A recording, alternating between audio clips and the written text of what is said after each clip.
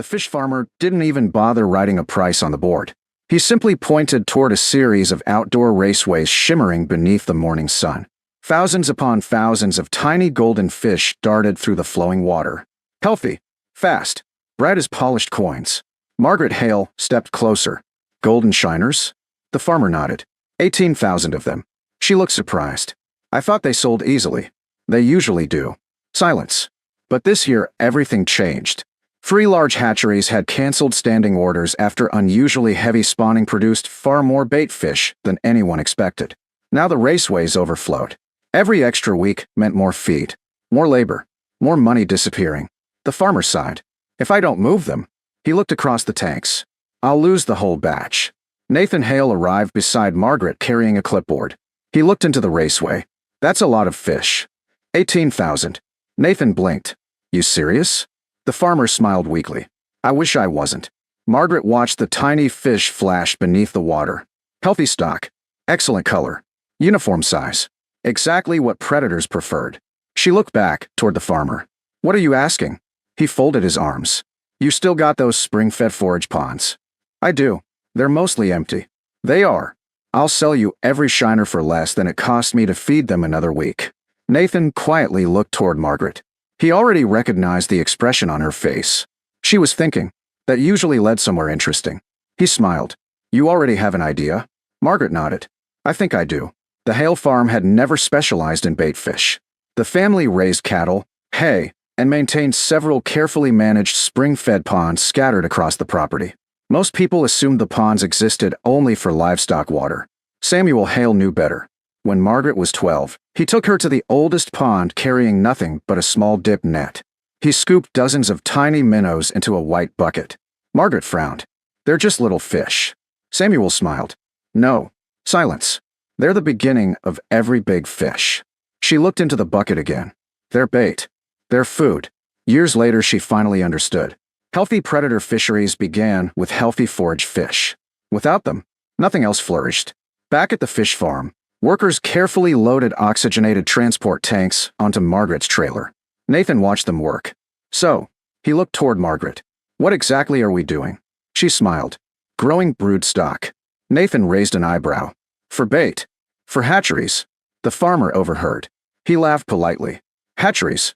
Margaret nodded. Eventually. He didn't argue. Mostly because he assumed it would never happen. The stocking process lasted all afternoon. Thousands of golden shiners disappeared into 3 spring-fed ponds behind the Hale farm. The ponds had been prepared months earlier. Native grasses lined the banks. Aquatic plants filled the shallows.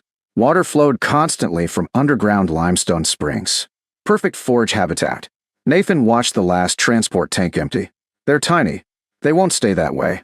The county heard about the purchase within days. Naturally. Saturday morning found the coffee shop full.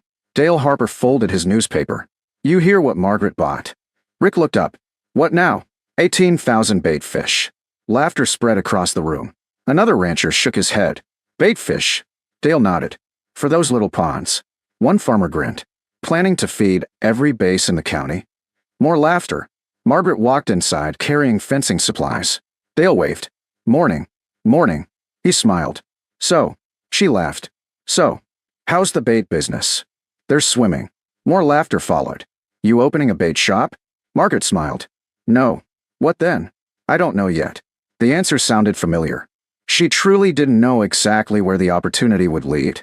She only knew healthy fish rarely stayed worthless. Back home, she treated the ponds like livestock.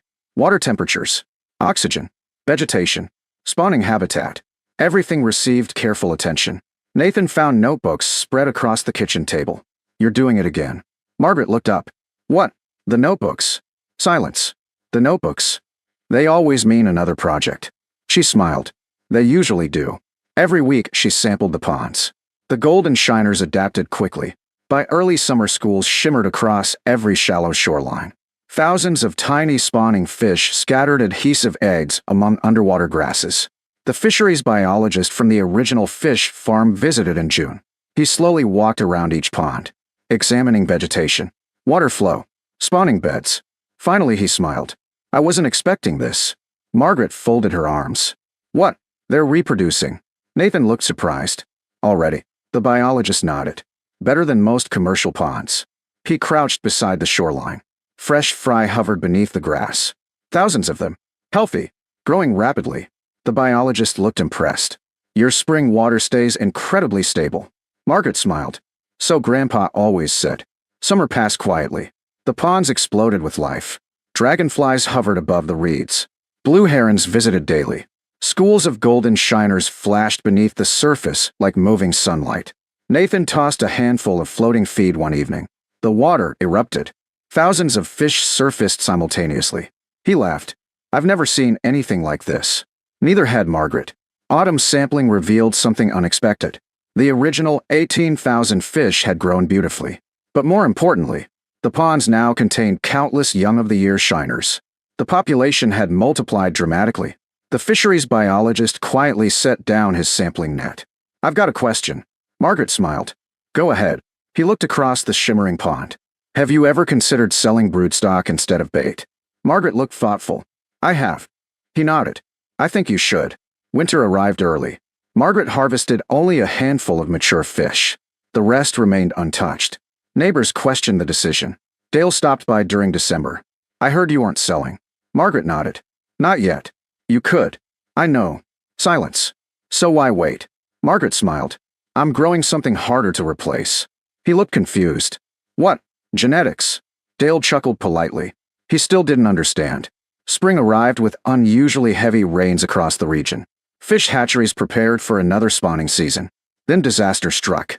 A viral disease swept through several commercial golden shiner operations hundreds of miles away. Entire brood populations had to be destroyed to prevent further spread. The news spread rapidly through the aquaculture industry. Healthy brood stocks suddenly became extremely difficult to find. The fisheries biologist drove onto Margaret's farm without calling ahead. He climbed out of his truck carrying a folder. His expression looked unusually serious. Margaret met him beside the pond. What happened?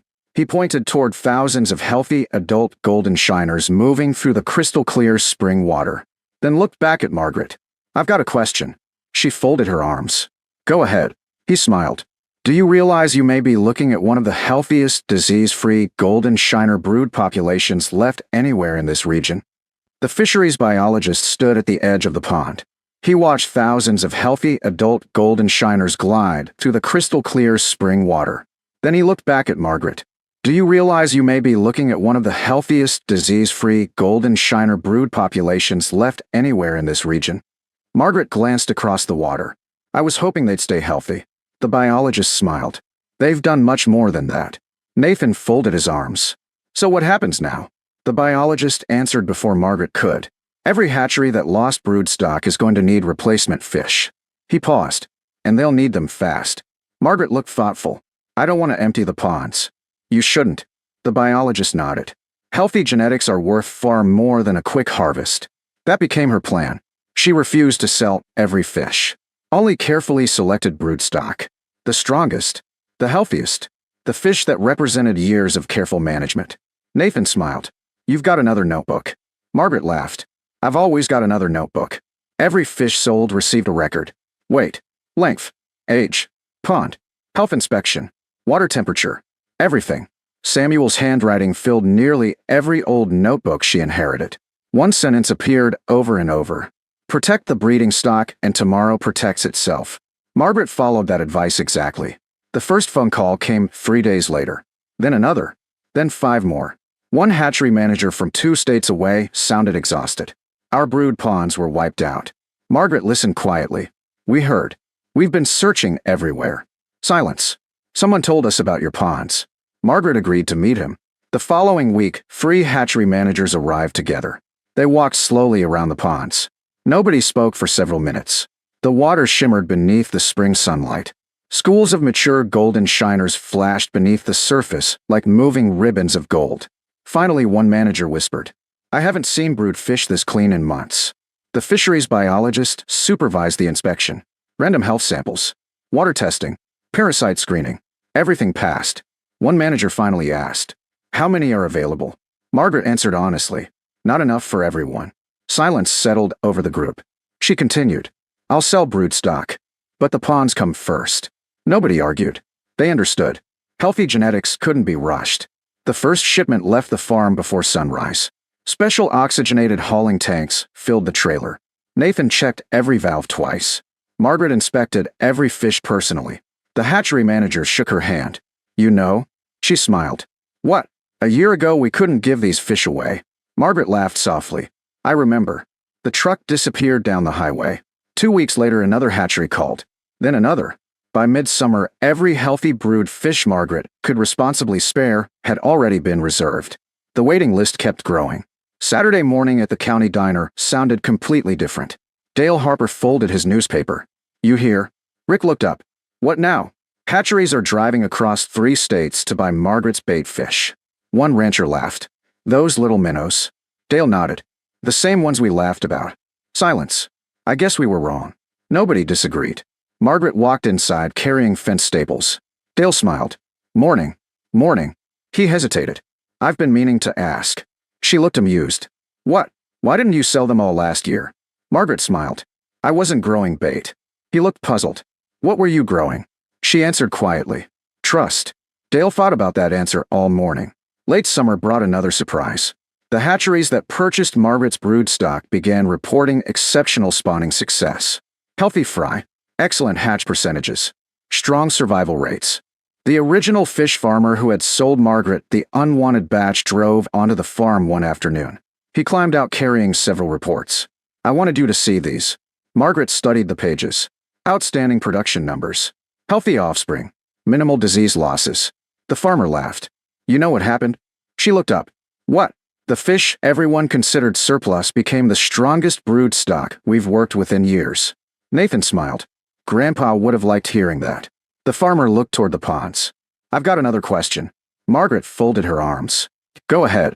Would you consider producing brood stock for us every year? She thought for a long moment. Finally she nodded.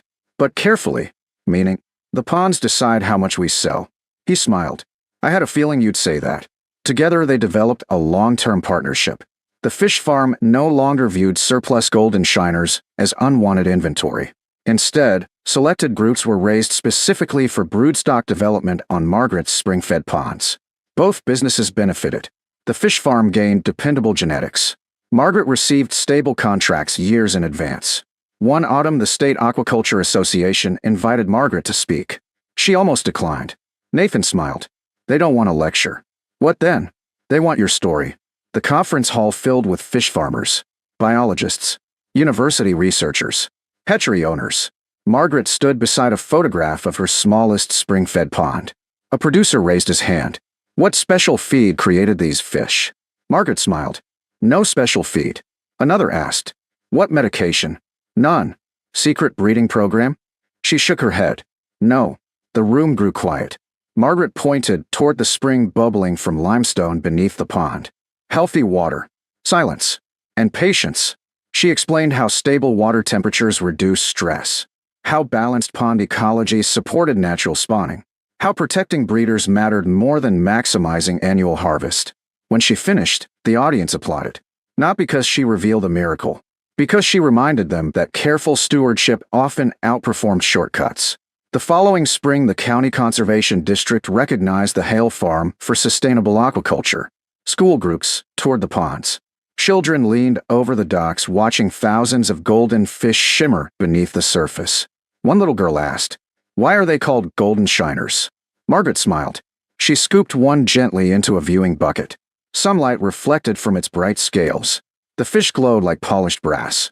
Because they remind people to look closely. The girl smiled. They're pretty. They always were. One quiet evening, Dale Harper walked beside Margaret around the ponds. Dragonflies skimmed the surface. Swallows swooped overhead. Golden shiners rippled beneath the reeds. He folded his arms. You know what still bothers me?